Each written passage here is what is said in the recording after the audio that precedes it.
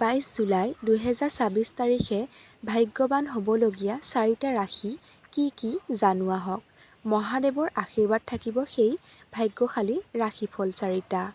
আজিৰ ভাগ্যৱান 4টা ৰাশি হৈছে, প্ৰথমটো মিথুন ৰাশি। আজিৰ দিনটো আপোনাৰ বাবে অতি শুভ। কৰ্মক্ষেত্ৰত নতুন সুযোগ অহাৰ সম্ভাৱনা আছে আৰু ব্যৱসায়ীসকলৰ বাবে লাভৰ যোগ আছে। আৰ্থিক দিশটো শক্তিশালী হ'ব। সিংহ ৰাশি। আপোনাৰ আত্মবিশ্বাস বৃদ্ধি পাব।